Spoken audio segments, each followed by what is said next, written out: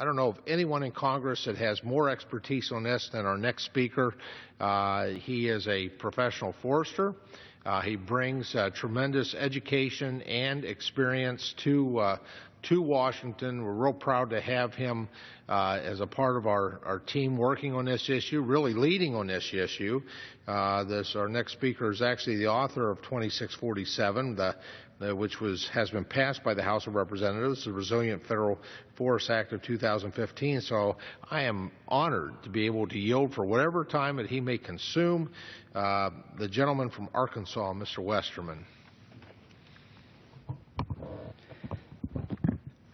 I'd like to thank the gentleman from Pennsylvania and also thank him for his leadership on this issue, a very important issue and one that he has a good grasp of, that I wish the rest of our federal government could get a good grasp of. Also would like to thank the ranking member for her remarks and for the gentleman from Oregon for his remarks. We do have a national treasure in our forest. The U.S. Forest Service manages over 193 million acres of forest and grasslands from Maine to Alaska. The Forest Service was formed by President Teddy Roosevelt and his friend Gifford Pinchot, who was the first chief of the Forest Service. These men were true conservationists and naturalists. They understood the science of the forest. They understood the value of the forest. And they understood its contribution to society, so they worked to conserve that for future generations. Roosevelt and Pinchot hold a special place in my heart. I grew up in forests that were established by Roosevelt, and I studied at the Yale School of Forestry that was founded by Pinchot. Teddy Roosevelt once said about our natural resources, he said that our nation behaves well if it treats its natural resources as assets, which it must turn over to the next generation increased and not impaired in value. Mr. Speaker, we are not behaving well as a nation. We are decreasing and impairing the value of our forest. Our forests are not just an asset, they are a treasure that provides beauty, makes clean air, purifies our water, provides wildlife habitat and a variety of recreational activity and opportunities. Our forests store carbon and provide many of the products that we live in, that we learn from, and that we use to survive every day. This is not a Republican failure. It's not a Democratic failure. It's a congressional and an agency failure that we have the power to correct. Wildfires continue to sweep across the country. They're burning hotter and faster than in years past. More than 9 million acres of federal land burned this year alone. Cost to fight fires and the number of fires burning grows every year. As has been mentioned so many times before, the Forest Service's biggest expense is firefighting.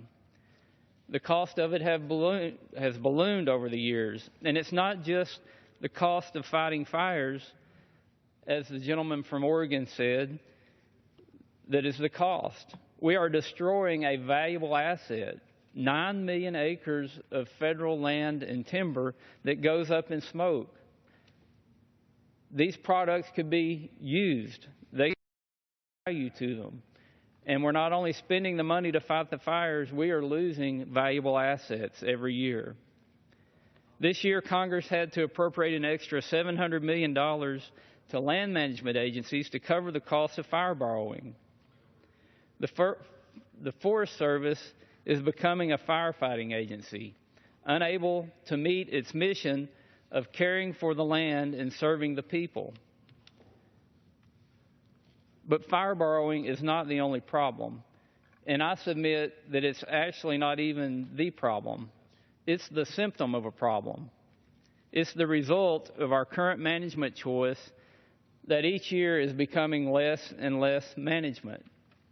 Unfortunately, we do not have the luxury of choosing not to manage.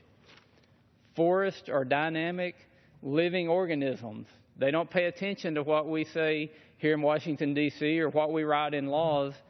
All forests know are to grow and fill their growing space. to absorb the sunlight. They fill the growing space, and they quit growing. Then they become weakened. They're subject to insect and disease attack. They die. We get debris on the forest floor. Lightning strikes, and the forest burns. If we choose not to manage, the forest and nature continues to manage. We don't have that luxury of saying we're just not going to manage the forest. But our land management policies have changed for the worse, simply and mainly because we have not been able to manage. Red tape and lawsuits are harming our landscapes. Forests are overgrown and they're unhealthy. Healthy forests will lead to smaller fires that can be contained. A healthy forest puts less carbon in the atmosphere, and in fact, it sequesters more carbon through new tree growth and reforestation. Simply by the biological growth curve, younger organisms grow faster, so they're pulling more carbon out of the atmosphere. They're storing it in their trunks and their limbs and their leaves and their roots. But the good news is the House has been behaving well. The House produced and passed a good piece of legislation in H.R. 2647, the Resilient Federal Forest Act. Now, this isn't the end-all to fix the problems with our forest, but it is a great first step. H.R. 2647 simultaneously ends fire borrowing in a physically responsible manner, but it also gives the Forest Service the tools it needs to create healthy forests. Healthy forests are a winning situation. Everybody wins with a healthy forest. Wildlife wins. Sports and outdoor recreation enthusiasts win. We all win with cleaner air. We all win with cleaner water. Our rural communities win with an economic benefit. There is not a downside to having a healthy forest. It's good for America to have healthy forests.